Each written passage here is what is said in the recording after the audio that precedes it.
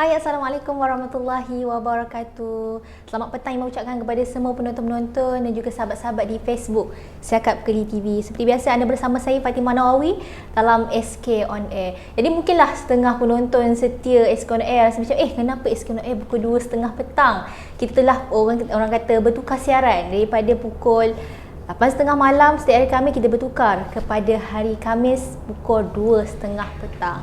Jadi pelbagai topik yang kita bincangkan dalam SK On Air, tapi hari ini sebenarnya Iman nak bincangkan, nak ajak para penonton untuk tambah ilmu berkaitan dengan isu kesihatan mental sebenarnya. Dan apa topik yang Iman nak bawakan pada hari ini adalah berkaitan dengan penyakit DID. Kalau dengar penyakit penyakit apa ni kan? DID, iaitu orang kata apa? Dissociative Identity Disorder ataupun kecelaruan personality. Macam tentang apa ni? Seorang tu ada banyak personality. Tapi adakah kita kadang mungkin ada orang yang tertanya-tanya, saya dengan adik-beradik saya macam ni, dengan mak saya lain pula, dengan kawan saya lain pula. Kalau saya marah, saya dah berubah perwatakan. Adakah dia DID? Itu yang kita akan rungkai, kita akan kupaskan bersama-sama. Okey, dan hari ini sebenarnya Ima bawakan seorang pakar psikiatri di studio, iaitu Dr. Nurul Syuhaida. Assalamualaikum Doktor. Waalaikumsalam. Apa Sihat, khabar Fatimah? Alhamdulillah sihat. Sihat, alhamdulillah.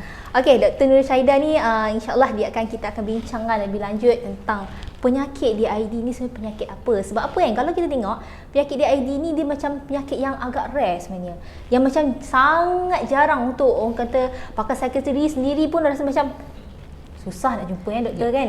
Jadi kita nak tahu dengan lebih lanjut lagi sebenarnya apa dia ni penyakit orang kata apa, satu tubuh tetapi berbeza personality. Ada macam-macam personalitinya. Kejap jadi doktor, tiba-tiba jadi kanak-kanak riang ria, tiba-tiba jadi pula host. Mungkin ada di kalangan kita tak tahu. Tapi itu yang akan kita kupaskan. Tapi sebelum tu, Iman nak ajak kepada semua para penonton untuk sama-sama tekan butang like, spam like banyak-banyak untuk doktor kita yang sentiasa manis dengan senyuman pada hari ini. Boleh tinggalkan juga di komen mungkin ada pandangan anda tentang penyakit yang berbagai personality ni, dan juga jom sama-sama wajib sharekan perkongsian kita. Mungkinlah yang tengah bekerja, jangan risau, korang boleh share dan kemudiannya boleh tonton semula kita punya video live kita ini, insya-Allah. Okey, jom kita nak teruskan kita pada orang kata perkongsian kita pada hari ini tentang penyakit DID ni. Sebagai permulaannya, mungkin doktor boleh kupaskan, boleh jelaskan dengan kita pada hari ini apa sebenarnya penyakit DID ni, doktor? Okey, so bila kita cakap tentang dissociative identity disorder, yang macam tadi kan Ima cakap, sekejap dia boleh jadi doktor, sekejap dia jadi kanak-kanak riang, sekejap dia boleh jadi host. Saya rasa hanya pelakon je yang boleh buat macam tu. Satu tubuh perwatakannya berbeza. Betul. Tapi itu bukan bermakna mereka ada DID. So apa itu DID ataupun dissociative identity disorder? Ya, dia adalah merupakan satu masalah ataupun penyakit mental yang disebabkan oleh ketidakhubungan di antara seseorang itu dengan memori ataupun ingatan mereka, sekeliling mereka, tindakan mereka dan juga identiti. Dan ini akan mengganggu kefungsian mereka secara sosial dan kognitif. Jadi bila kita cakap tentang dissociative disorder, sebenarnya ada banyak di bawah dissociative disorder ni, dan dissociative identity disorder ni salah satu. So kalau kita cakap mungkin dissociative amnesia, kita ada depersonalization, derealization disorder, dan satu lagi yang famous yang semua orang cakap, yang semua orang suka nak sebut, I ada split personality, dissociative identity disorder. Tapi apa sebenarnya dissociative identity disorder ni adalah di mana seseorang itu dia ada multiple personality, di mana dia melibatkan pertukaran di antara personality ni, switch between identity. Maksudnya antara satu identity kita panggil dia alter, di antara satu alter dengan alter yang lain boleh berubah. Dan mereka boleh berubah dalam tempoh masa beberapa saat, beberapa minit dan juga beberapa hari. Dan apabila switching identity ni berlaku, identity yang satu lagi tidak related dengan identity yang lain. Maksudnya kalau seseorang, dia akan berubah secara total daripada sudut autobiografi, daripada sudut dia punya pemakaian, daripada sudut dia punya tingkah laku, malah sejarah hidup mereka juga berubah. Berubah. Dan apabila sejarah hidup mereka berubah, mereka punya pemahaman dan pemikiran juga berubah. So kalaulah seseorang tu dia switch untuk jadi kanak-kanak, mereka akan berpakaian seperti kanak-kanak, mereka akan bercakap seperti kanak-kanak, mereka akan tantrum seperti kanak-kanak. Tetapi apabila identiti berubah kepada alter yang lain, mereka tak ingat dah bila jadi kanak-kanak tu. Mereka tak ingat bila mereka jadi doktor. Mereka tak ingat bila dia orang jadi kanak-kanak tu. Mereka tak ingat masa merengek-rengek nak minta gula-gula. Tak ingat sebab mereka dah jadi identiti yang satu lagi. Jadi seorang doktor yang bercakap dengan penuh karisma, kononnya. Dan mereka ni ada identiti yang sepatutnya ada pada seorang doktor. Dan kalau mereka boleh juga alter ni berubah daripada selain daripada orang, mereka boleh menjadi binatang juga. So sebab tu kalau kita tengok ada yang kata alter tu seperti haiwan, seperti singa, seperti harimau. Okey, dan alter ni boleh mengambil kiranya dari seseorang tu satu badan dia tapi diambil alih oleh identiti yang berbeza. Berapa banyak identiti boleh ada dalam satu? Okey, paling common yang dikatakan dalam study 2 hingga 3 identiti. Tetapi pernah ada research yang mengatakan up to 100 alters. Wow. So, boleh bayangkan betapa penatnya seseorang itu untuk bertukar daripada satu identiti, walaupun dia bukanlah macam semudah bertukar Power Rangers tu. Kan? Macam kita tekan tu bertukar. Zaman dulu kan kita bertukar. Tak ada, tak boleh macam tu. Dia switch pada bila-bila masa mengikut keadaan emosi seseorang itu. Yes, dan alter itu diperlukan untuk dia terus hidup. Kenapa terus hidup? Maksudnya dia untuk berfungsi, dan seseorang yang mempunyai masalah DID ni biasanya dia ada masalah emosi yang sangat kiranya mendalam disebabkan mereka ni nak escape daripada realiti. Tapi bila dia nak escape daripada realiti, tidak mahu berpijak di bumi yang nyata ni secara tidak sihat dan tidak sedar, secara unconscious dan tidak sihat. Dan mereka tak sedar bila mereka bertukar daripada satu ke satu. Dan kebanyakan masa dia berlaku disebabkan oleh mereka ni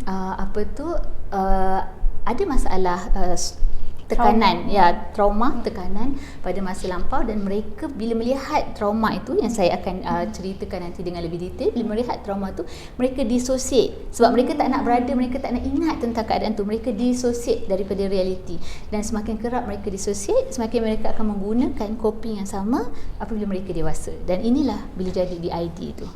Sebenarnya menarik tau bila doktor kupaskan dengan sangat jelas sebenarnya, terus nampak sebenarnya DID macam tu rupanya kan. Tapi kita nak tahu juga doktor, macam mana seseorang tu itu boleh ada DID tu? Okey, adakah sebabkan orang kata apa masa lampau tadi doktor sebut kan? Jadi boleh juga ke orang kata apa faktor genetik? Okey, so bila kita cakap pasal sakit mental ni, bercakap dengan sakit mental ni, tak kisahlah apa jenis penyakit mental pun, dia tak ada faktor yang tertentu. Dia bukan kata macam sebab trauma lah jadi macam ni. Ada orang dia trauma tapi dia tak ada pun DID. Ada orang dia trauma dia tak ada pula depression. Dia bergantung kepada gabung jalin di antara pelbagai factors yang kita guna biopsychosocial model. Tetapi saya lebih suka menekankan biopsychosocial spiritual lifestyle punya model, which is dia mengambil kira dan secara holistiknya kenapa seseorang itu boleh develop sesuatu penyakit. Dan begitu juga kalau dalam DID ni, antara biology factor dia, biology ni adalah benda yang tak boleh diubah. Maksudnya sama ada dia ni ada intellectual disability, sama ada dalam keluarga ada strong family history of mental illness. Maksudnya keluarga dia sendiri ada masalah sakit mental yang lain. Tidak semestinya DID, mungkin juga skizofrenia, mungkin juga borderline personality, mungkin juga bipolar disorder. Mereka boleh ada masalah yang lain, dan mereka juga mungkin pernah terlibat dalam kemalangan atau brain trauma. Ini maksudnya faktor yang tak boleh diubah. Okey, kalau psikologinya daripada sudut dia being nurture, macam mana mereka ni grown up. Dan di sinilah faktor yang penting, di mana kalau daripada kecil mereka sering melihat trauma, tak kisah, dan mereka juga sering didera sama ada secara fizikal, emosi ataupun seksual. Dan ini menyebabkan kalau mereka kerap didera ataupun mereka melihat satu trauma yang sangat kita katakan sangat dahsyat lah kan, dan di mana mereka cuba dissociate daripada realiti. Bayangkan seseorang kanak-kanak tu, katalah dia kita ambil contoh bahawa dia pernah ada sexual abuse ataupun didera daripada sudut seksual, mereka tak nak ingat peristiwa tu, tak nak ingat, tak nak ingat bahawa benda tu pernah terjadi pada mereka. Jadi apa yang mereka lakukan, mereka cuba memisahkan diri mereka daripada realiti, sebab nak hadam realiti tu sakit. Nak hadam realiti bahawa mereka pernah didera secara emosi ataupun seksual sakit. Jadi untuk melindungi diri mereka daripada perasaan emosi yang mendalam macam ni, so apa yang mereka lakukan adalah mereka akan dissociate, mereka akan pisahkan diri. Jadi apa yang orang nampak adalah mereka yang gembira, mereka yang happy, tapi dia orang tak ingat. Bila kita tanya, tak tahu, tak sedar, tak ingat. Dan apabila trauma ni macam berlaku berterusan, mereka kerap dissociate. Mereka menggunakan coping secara disosiatif begini. Jadi bila mereka dewasa, walaupun mereka dah tak ada isu tu lagi, tetapi apabila menghadapi masalah yang kita katakan mungkin mengganggu emosi, mereka akan menggunakan coping yang sama, sebab coping masa kanak-kanak tu berfungsi untuk mereka. Jadi mereka akan gunakan coping yang sama, iaitu disosiatif juga.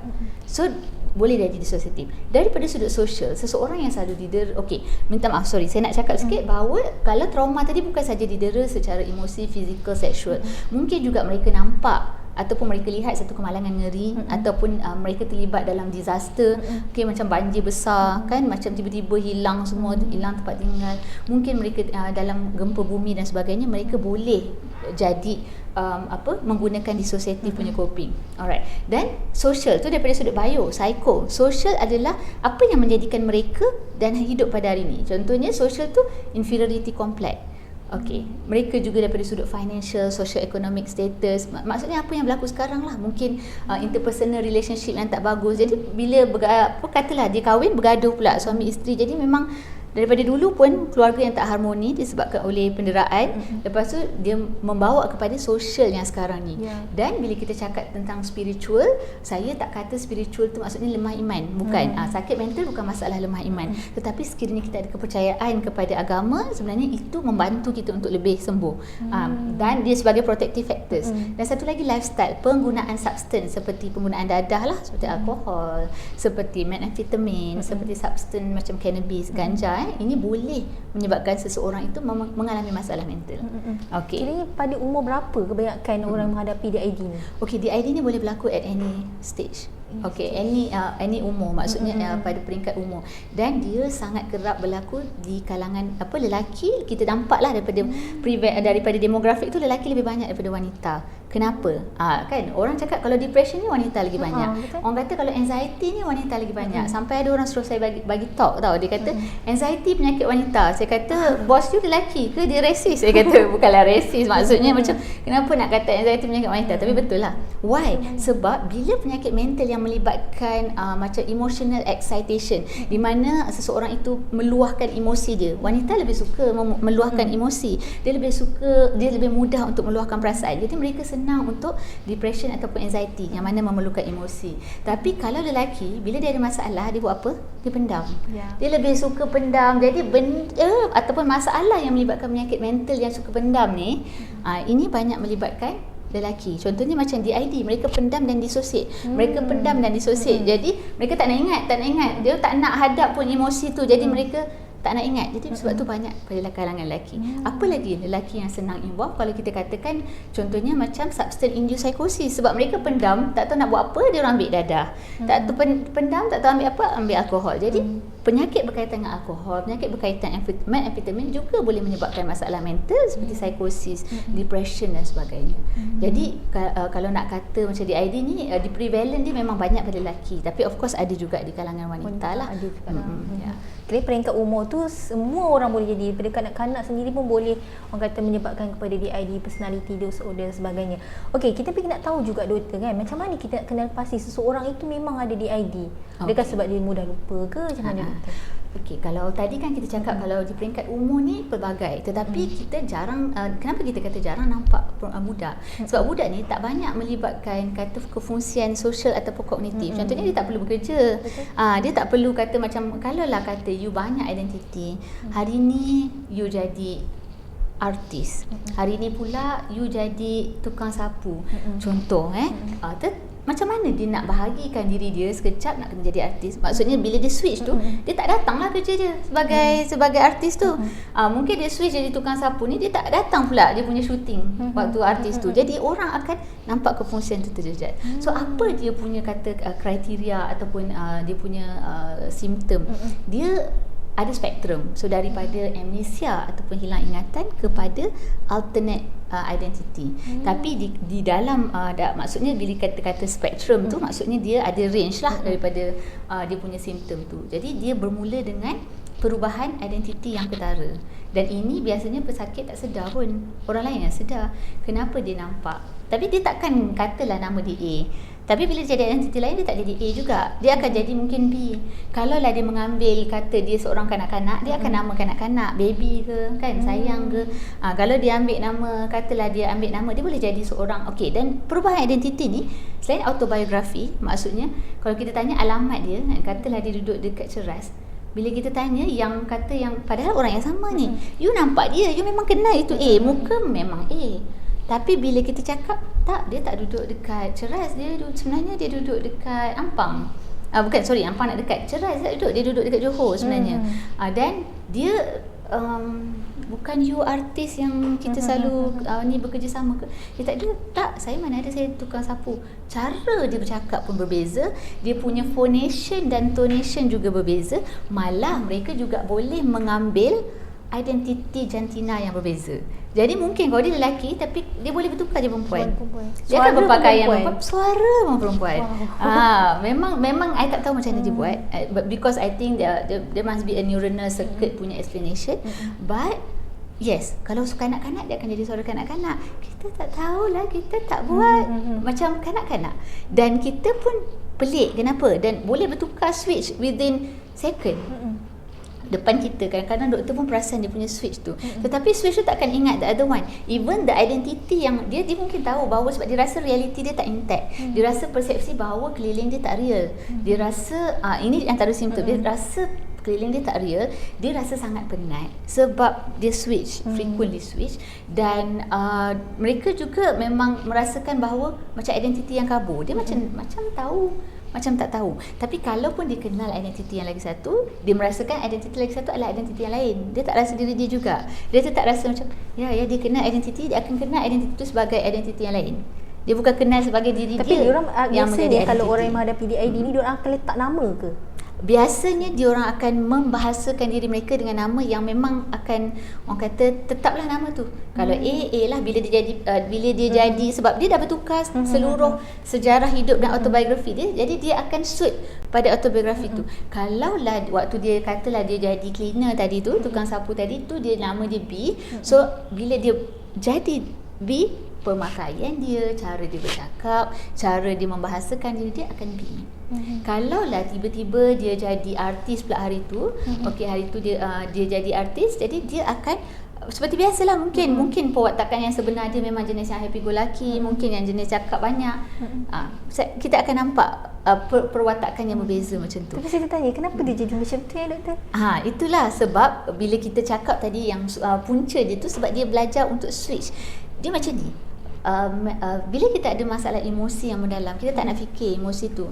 Kita kalau boleh kita nak emosi yang membahagiakan kita, kan. Jadi bila dia dissociate ataupun ini realiti pahit, mereka tak nak hadap realiti pahit, iaitu yang sedih tu, mereka akan switch kepada yang lebih membahagiakan. Katalah dia menjadi seorang tukang cuci tu, okey, mungkin itu membahagikan untuk dia sebab dia tak perlu deal dengan dunia luar, dia cuma hanya kerja sapu. Bolehlah memang dia akan bercakap dengan orang, tapi dia tak payah nak involve dengan producer ke dengan aktor yang lain. Mungkinlah dia stress dekat situ, kita tak tahu. I mean, of course kan, kita kena, setiap orang berbeza. Bukanlah semua artis tu ada identiti personality. Jadi kita, maksudnya dia sangat jarang lah, penyakit yang sangat jarang jumpa. Jadi bila dia jadi tukang cuci, dia satu perwatakan yang dia tak perlu pun untuk bercakap banyak. Dia hanya perlu buat kerja dia. Mungkin dia rela dimarahi sebab dia macam dia rasa macam benda tu satu yang menenangkan pada ketika tu. Tapi pada ketika keadaan dia sedih, dia perlu jadi orang yang happy. Jadi identiti mana yang happy, identiti tu akan take over dia. So contohnya macam I rasa down lah sebab banyak sangat benda yang berlaku. Mungkin orang selalu bully dia, mungkin kat tempat kerja ataupun dekat mana-mana lah, macam adalah isu yang berlaku dan mereka rasa sangat sedih because of that. Jadi apa yang mereka buat adalah mereka akan tanpa sedar mereka akan switch kepada personality yang happy. Jadi kalau kita tengok dia happy go lucky, seolah-olah tak ada masalah pun yang berlaku dalam hidup dia. Sebenarnya orang begini yang menyimpan terlalu banyak masalah dan mereka tak mampu nak cakap. Mereka tak boleh cakap saya sedih, mereka tak tahu nak cakap saya marah, saya suka, saya gembira, saya rasa bersalah, tapi mereka switch. Daripada cara itu mereka menunjukkan kalau kita memahami secara psikologinya, sebenarnya emosi. Perubahan emosi yang sangat ketara sebenarnya. Menarik Saya rasa macam risau-risau je kalau ada yang jenis macam yang suka simpan, memendam rasa tu. cepat-cepat lah orang kata meluahkan, cari orang-orang yang rapat dengan kita untuk kita ceritakan dengan orang yang kita percaya kan doktor kan. Okey, tapi kita dah dengar tadi secara menyeluruh tentang penyakit DID ni sendiri kan. So saya rasa macam biasa kita tengok filem doktor. Tengok movie banyak sangat orang buat pasal split personality kan doktor kan. Tapi kita tahu juga adakah penyakit DID ni boleh orang kata apa dirangkum dengan penyakit mental yang lain juga? Okey. Bila kita katakan penyakit DID ni, pertama sebab dia memang susah untuk didiagnosa kan. So untuk kali pertama kita jumpa pun biasanya kita takkan cakap lah dia susah nak detect sebab kadang-kadang yang datang tu alter yang berbeza. Jadi mungkin yang datang tu alter yang depression datang dekat you, tapi lepas tu dia datang dengan happy pula. Bila happy kita ingat dia bipolar sebab perubahan daripada depression dengan manic tu perubahan dua bipolar. Nama pun you bipolar, dua pole, satu yang happy, satu yang sedih. Jadi kita pun nampak macam probably bipolar. Dan bila kita tengok lagi tiba dia jadi budak pula. So bila over time baru kita tahu. Jadi diagnosis dia boleh macam-macam. Dia boleh datang dengan bipolar disorder, dia boleh datang dengan skizofrenia. Sebab skizofrenia ni pun dia lost intact of reality. Dia orang ada hallucination. Bila dia dengar hallucination ni dia macam dia tak berpijak di bumi yang nyata, jadi dia akan follow. Tetapi orang yang skizofrenia ni dia punya identity lebih stable. Kalau kita nampak kognitif dia decline, memang akan decline. Tapi dalam orang yang DID ni ada certain tu kognitif dia bagus. Ada certain tu kognitif dia macam slow, macam intellectual disability. Dia orang boleh jadi macam tu. Tetapi kalau skizofrenia ni memang decline lah. Kita nampak overall functioning dia decline. Tetapi mereka boleh associated dengan skizofrenia, intellectual disability. Dan orang yang ada DID ni sebab dia boleh datang dengan depression, dia boleh datang dengan personality. Katalah dia jadi pekerja yang selalu kena marah. So dia akan boleh datang dengan depression, boleh datang dengan anxiety. Katalah dia waktu tu dia jadi student, dia nak kena hantar thesis tapi sebab because of switch yang banyak kali ni tak sempat nak hantar thesis, tak on time, thesis tu kena marah, ataupun digugurkan semester, tak down ke? Rasa down. Jadi dia boleh datang dengan anxiety, dia boleh datang dengan depression, dan dia boleh datang dengan macam-macam. Jadi bila dia boleh stress, terangkum banyak benda jugalah. yes, dia sebenarnya saling kaitan. Jadi dan bila dia stress, dia tension, bila dia jadi disidentity, mungkin seorang identiti yang sangat down ataupun sangat mood dia sangat low, dan mungkin dia boleh end up dengan mencederakan diri ataupun yang paling kita takuti adalah membunuh diri lah kan. Tetapi dia depends pada again the ability for them to switch daripada satu identity to identity lain. But it is not easy. It is not easy. We can feel the pain lah sebenarnya, the pain that the person is having because they have to change. It is not easy kalau satu alter tu tak tidur malam. Tak tidur malam, kalau dah 2 hari alter tu, malam tu tak tidur dah. But esok dia jadi alter yang student. So dia kena pergi.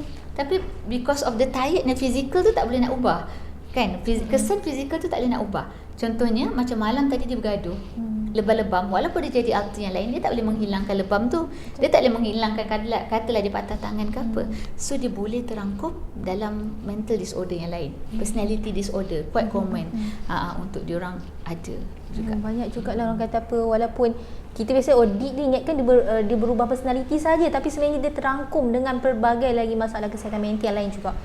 Saya rasa macam sangat menarik sebenarnya, topik ni sangat best untuk dikupaskan dengan doktor. Tapi tadi kan doktor disentuh tentang, doktor bagi contoh tentang artis, pelakon kan. Saya nak tanya juga, untuk pesakit-pesakit DID ni, adakah kebanyakan mereka ni adalah pelakon? Okey. Pertama sekali bila kita jadi pelakon ni, bila kita jadi, sebenarnya saya taklah pelakon kan. Tak boleh nak kata kita kan, macam seolah-olah saya pelakon. Tetapi sebenarnya pelakon ni kadang-kadang saya selalulah bila tengok TV, untunglah jadi pelakon. Sebab boleh jadi orang kaya kan, boleh jadi yang boleh jadi nak jadi pilot pun boleh. Kita kalau kerja doktor ni tak boleh dah nak jadi pilot. Doktor dah sampai sekali doktor selamanya doktor. Begitulah kan.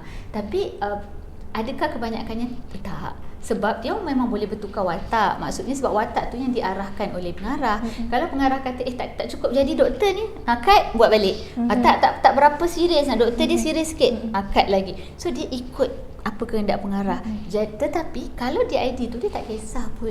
Dia tak peduli pun apa yang pengarah tu cakap, sebab dia switch identity tu is real. So apa yang jadi, kalau lah kita tanya pelakon tu, kalau kita kan selalu kan kita tengok macam dia punya kan hujung-hujung tu kalang yang cut tu, ataupun kadang-kadang kita buat macam sidang media tentang saya berlakon sebagai watak Ayu, di mana Ayu ni merupakan seorang gadis desa. Dia tahu dia berlakon jadi Ayu, dia tahu dia jadi gadis, tapi pada ketika tu dia tahulah. Tetapi di idea ni dia tak sedar pun. Dia sebab dia ada lapse in memory tu. Tapi ada tak pelakon yang ada masalah di ID? As far as I know, sekarang tak adalah. Sebab saya macam saya tanya macam mana seorang pelakon yang ada di ID untuk melakonkan watak, doktor. Macam mana dia nak switch ni, sebab dia dia nak berlakon watak ni tapi ada identiti lain. Sebenarnya kan pada saya rasalah, walaupun orang kata macam seronok jadi artis, boleh bertukar-tukar, but it is not easy. Dia satu pekerjaan yang sangat stressful sebenarnya, untuk ikut watak, untuk ikut ni. Dan I would say kalau dia betul lah di ID, dia akan ada masalah untuk melakonkan watak. Sebab bayangkan kalau situasi dia switch daripada satu, dia tak boleh nak melakonkan sebagaimana yang dimahukan. Jadi dia perlu menjadi artis pada ketika tu untuk dia mendapatkan macam feel untuk menjadi artis. Kalau dia jadi budak-budak masa tu, macam mana dia nak berlakon kat Ayu, watak gadis kampung tadi? Betul. Jadi memang producer pun akan perasan kenapa dia ni. Dan banyak juga kita jumpa kadang-kadang dia orang hantar artis-artis kat kecemasan sebab dia orang stres dan sebagainya. Kita tak, maksudnya saya tidak menyebut sesiapa, tetapi maksudnya mereka bukan di ID. Tapi I think as normal respond lah kepada sebarang pekerjaan pun, it's a normal respond juga. Itu kita cerita tentang kata apa DID tu adakah boleh berlaku kepada pelakon ya. Sebenarnya macam orang kata apa, tak semestinya orang-orang yang melakonkan watak-watak ni adalah DID. Tidak semestinya ya. Okey, kita tahu juga doktor kan, bila orang menghadapi penyakit DID, orang kata split personality ni kan, dia adakah boleh menyebabkan kepada risiko komplikasi penyakit lain? Contohnya macam mungkin darah tinggi ke doktor? Okey. Kan tadi you cakap, saya nak recap sikit. Memanglah orang pelakon ni bukan ada masalah DID, tetapi pelakon boleh melakonkan watak DID. Tetapi percayalah saya cakap, tak senang dan tak mudah untuk berlakon jadi pesakit mental. Memang tak. Walaupun sejauh mana pun you faham tentang sakit mental tu, kita susah nak buat. Di mana saya pernah je dipanggil untuk jadi macam examiner kan. Bukan ini hanya mock examiner lah untuk student universiti. Kita cuba untuk berlakon, tetap tak jadi. Tetap tak boleh nak jadi macam betul-betul yang sebiji. Dan kalau kita tengok lakonan pun, banyak cerita-cerita movie tempatan yang ada DID ni, banyak yang kita nampak ada sedikit dia punya, memang nak tak nak memang akan ada, sebab tak mudah untuk melakonkan. Tetapi I would say that the best yang I pernah jumpa, kalau pernah tengok cerita The Assistant. Saya pernah tengok. I think that's the best, sebab you tak boleh nak agak pada mulanya menunjukkan DID. Yes, itu adalah saya rasa itu yang cuba dibawakan oleh Anilah, sebab I think ada 3 alter dekat situ kan. Okay, but apa yang nak cakap, bila dia jadi alter yang lain kan, autobiografi berubah, sejarah hidup dia berubah. Kalaulah dia jadi seorang watak tua, kalau dan dia, ataupun dia seorang yang daripada dia sebenarnya tak suka makan, dia sangat menjaga diet. Kalau you ada kawan yang sangat jaga diet, tiba-tiba pada hari dia tak makan, dia macam relax, dia nak makan banyak. Okey lah, kadang-kadang kita stres kan, kita nak makan banyak, tetapi ni tak, dia bukan A, dia B. Lepas tu dia suka makan, perwatakan dia kalau yang dulu tu sangat menjaga kesihatan, sangat menjaga macam exercise. Yang ni tak suka exercise, tengok TV, makan popcorn, makan ayam goreng, makan benda-benda berminyak ke apa, because dia suka makan. Jadi ini komplikasi dia adalah dia boleh dapat diabetes.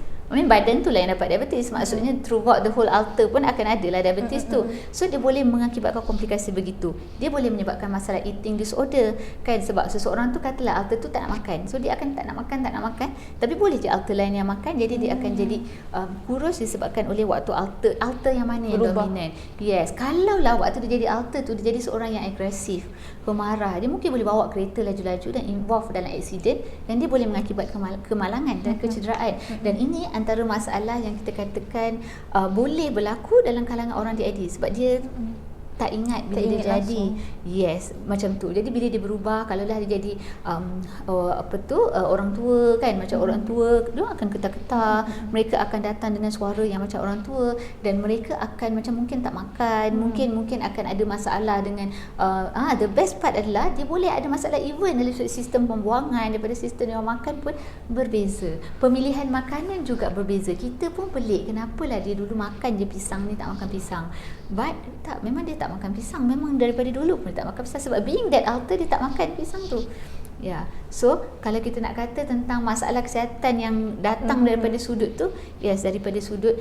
Dan kalau dia jadi alter, kalau dia, kita tahu kawan kita ni tak merokok, dia tahu kawan kita tak minum, tapi dia boleh jadi alter yang merokok, yang minum arak kan. Jadi ini boleh mengakibatkan dia ada masalah yang related dengan arak dan juga merokok. Dan juga methamphetamine kalau dia ambil dadah. Waktu dia jadi alter yang suka pergi ke disco, for example, waktu tu dia tak sedar pun yang sebelum ni dia suka pergi masjid. Sometimes I suka lah. Dia punya the whole story of the ID ni, dia punya explanation, kalau kita faham daripada dynamic aspect tu, kita rasa macam wow, interesting how people sebenarnya nak survive dia punya emotion tu. Doktor, saya pun rasa wow sekarang ni bila dengar doktor ni, macam benda tu macam kita tak boleh nak brain, macam kita macam mana benda tu boleh berlaku, macam mana dia, sebab dia sangat berubah secara total, doktor. Betul, kan? ya. Tapi kita nak tahu juga doktor kan, kalau dekat dalam Malaysia sendiri ada tak kes-kes populasi, mungkin doktor boleh kongsikan? Susah kita nak cakap kalau kata macam kes di Malaysia, sebab pertama kita tak ada registry, kita tak ada sistem registry untuk penyakit yang jarang macam ni. Mungkin kalau ada pun, kalau orang buat macam case report dan sebagainya, tetapi tak banyak lah, ataupun saya rasa macam mungkin di pengetahuan saya mungkin tak ada yang orang buat. Mungkin orang jumpa tapi orang masih macam treat as ada mental disorder juga. Sebab dia sangat rare. Kalau kita tengok the whole population, kalau schizophrenia 1% of the population dia punya prevalent. Kalau ni 0.01, sangat sikit. Sangat sikit. 0.01 berbanding dengan 1% yang skizofrenia. Tapi ada lah di Malaysia tu. Kalau nak cakap di Malaysia tu, saya tak berani nak cakap di setting yang lain. Tetapi macam di setting saya sendiri, okey lah, mungkin ada seorang yang saya rasa masih dalam differential diagnosis, dan ada seorang lagi pun masih dalam di peringkat differential juga, which is saya. Tapi yang ada yang seorang ni saya rasa macam agak typical juga, sebab dia memang tak ingat langsung. Dia boleh berubah jadi lelaki, dan kalau lelaki memang dia akan berubah total lelaki. Tetapi saya masih dalam peringkat possibility ke, kita masih lagi tanya-tanya dan perlukan collaborative, sebab kadang-kadang dia boleh berubah time jumpa kita ataupun, tetapi jarang lah, sebab kalau di ID, kalau yang memang betul ni, you memang nak dia waktu tu pun depan dia pun dia boleh switch, depending, kadang-kadang dia tak setuju dengan cara dia cakap, dia switch. Tapi dia tak sedar lah bila dia switch, dia bukan switch bukanlah macam tu. Macam tu saya pernah juga switch kan. Tapi memang tak ada. So far I would say that kalau I punya practice sendiri, I jumpa tu pun differential diagnosis possible dengan possibility tu 50-50%. Tapi tak tahulah kalau di peringkat orang lain. Saya rasa sebab dia tak ada prevalent, tak ada registry yang di Malaysia sendiri, so susah nak cakap. Tapi kalau orang yang menghadapi masalah DID ni kan, dia boleh ke orang kata apa, kesan dia kepada mungkin dia punya rutin harian dia ke, ataupun sosial dia macam mana, doktor? Okey, kalau kita ada kawan dia yang seorang tu suka bangun lambat, yang seorang bangun awal, katalah kita sendiri akan ada masalah dengan kawan tu. Bayangkanlah kalau parent dia pun macam mungkin tak perasan, ataupun mungkin tak sedar. Kita boleh bayangkan daripada sudut, kalau kita boleh imagine seorang tu yang sangat rajin pergi kerja, seorang yang sangat suka pergi kerja, tapi bila alter yang ambil alih tu tak suka pergi kerja, bangun pun pukul berapa, so dia akan menyebabkan kekeliruan daripada sudut orang lain.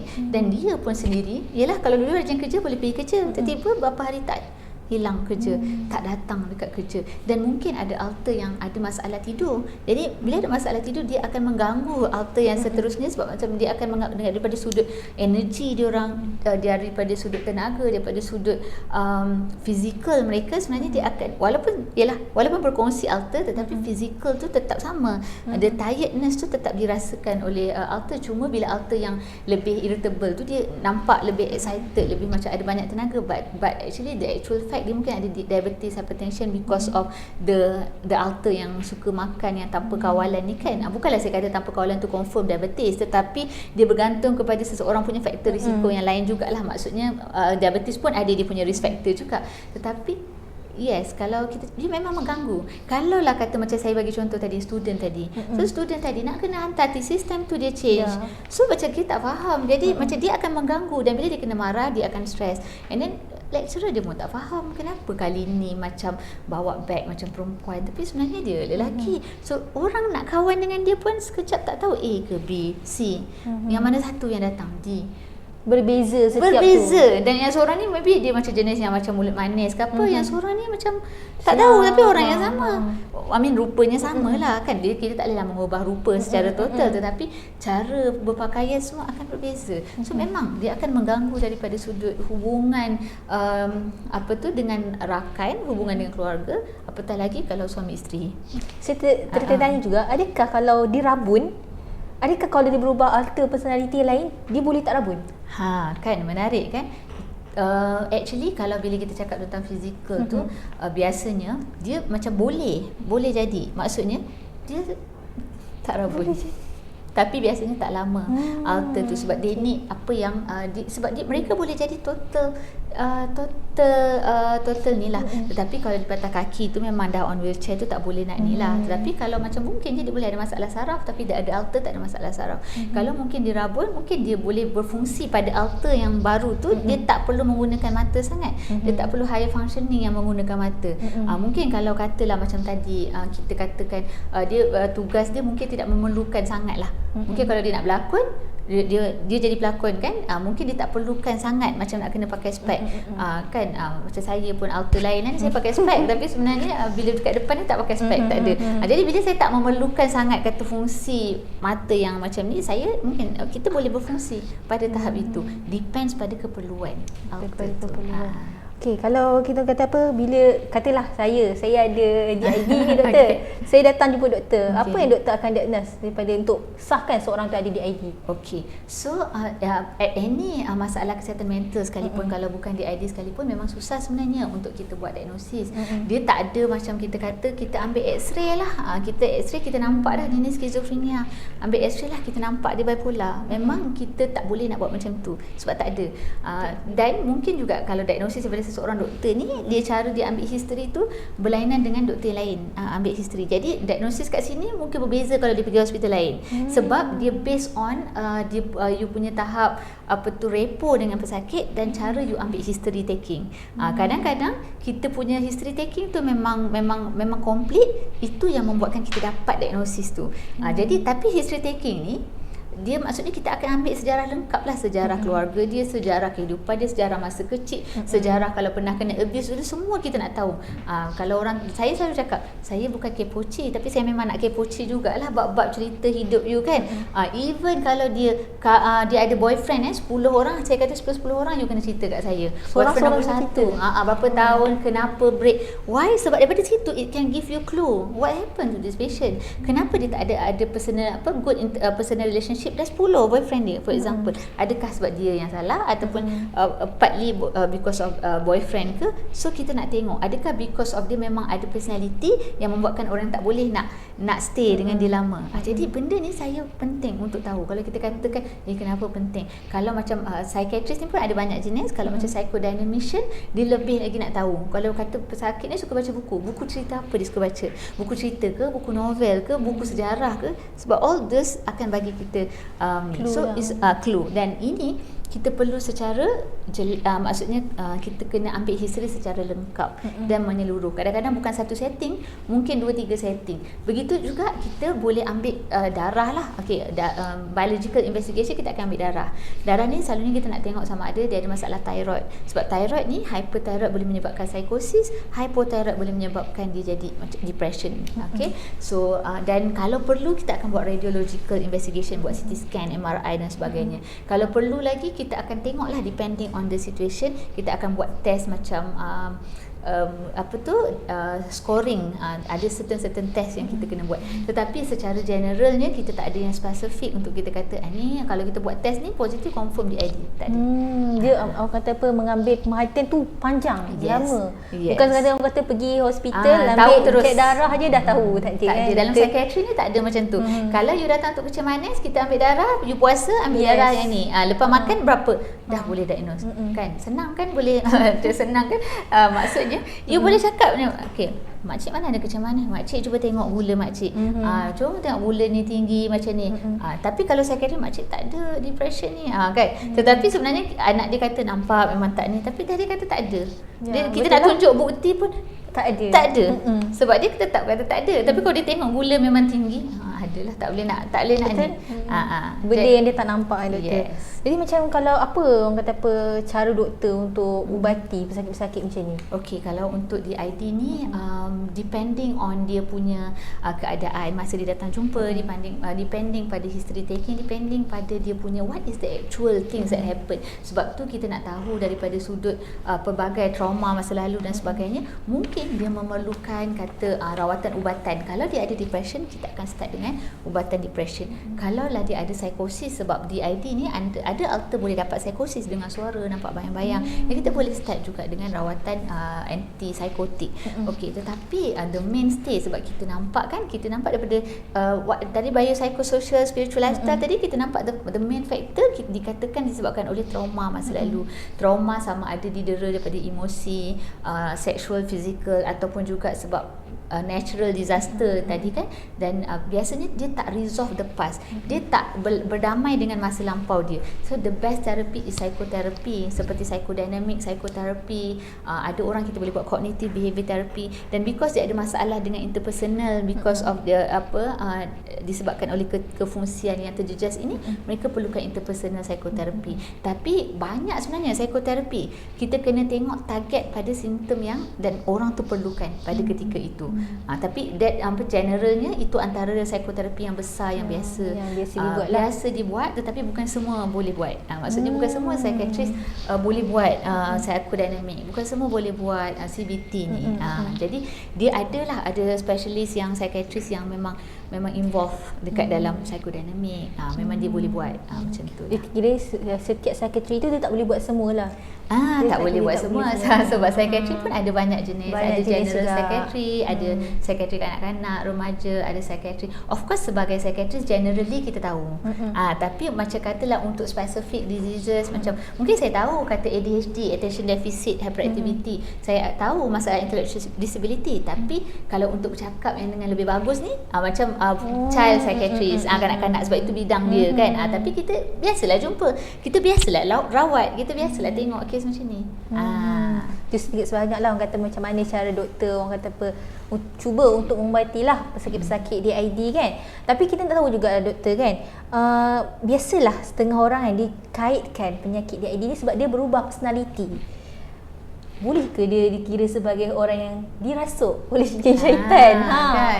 Sebab macam jin syaitan kan, kita bila rasuk dia berubah menjadi seorang yang personality. Itu macam mana pula doktor? Kerasukan ataupun orang kata, orang kita suka cakap histeria, ataupun orang kata rasukan jin. Ini adalah kiranya perkataan yang diterima pakailah oleh budaya. Dan in fact sebenarnya orang suka lagi kerasukan jin daripada diagnosis sakit mental. Sebab kalau dirasuk jin, orang kata kesiannya dia kena rasuk jin. Tapi kalau orang kata sakit mental, itulah sebab dia lemah iman, sebab dia banyak dosa di masa lampau. Jadi orang lebih suka untuk menerima aku dirasuk jin. Tetapi sebenarnya in actual fact kita tanpa menidakkan kewujudan jin. Maksudnya kita tahu jin wujud. Kita tahu yang syaitan ni wujud. Sebab dalam Al-Quran pun disebut memang ada jin. Tetapi kita juga tahu bahawa sebenarnya jin tidak boleh merasuk. Kan, kalau ada secara jelasnya dalam surah jin, memang dia bagi tahu jin tidak boleh merasuk, dia tidak boleh memasuki mana-mana badan dan mengambil alih badan seseorang itu.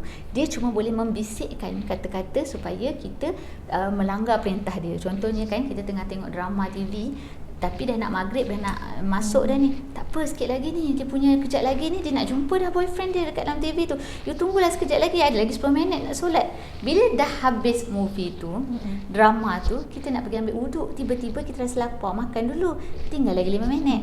Jadi sebenarnya apa jin punya ni? Aku dah janji dengan Tuhan yang aku akan menyesatkan. Maksudnya, tapi Allah juga cakap kalau orang yang hilang akal dia akan masuk syurga. Maksudnya dia akan masuk tanpa hisap. Jadi kalau lah jin tu merasuk sampai you hilang akal, masuk syurga dah you ni.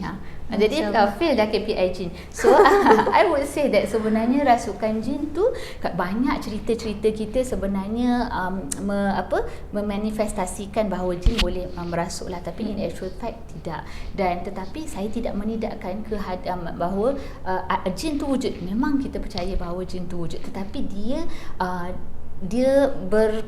cara dia sebenarnya lain sebenarnya daripada apa yang kita faham lah.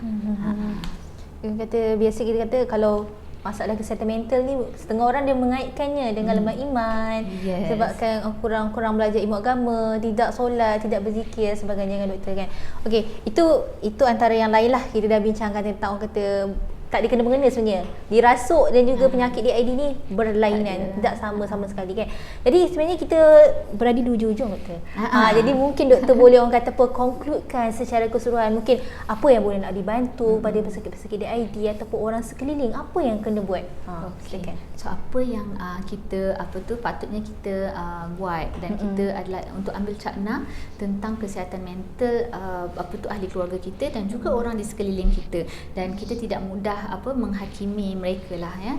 Mungkin kan kita kata dia ada depression, so kita macam dia ni lemah iman, kita tak patut kawan dengan dia, but in actual fact kita tak tahu apa yang mereka lalui, kita tak tahu kenapa orang tu melakukan tindakan sebegitu, apa punca dia berjadi macam tu kan. Jadi usah menghakimi, tetapi lebih baik untuk kita lebih mengertilah apa yang mereka rasakan. Dan kebanyakan I would say that sering kali lah sebenarnya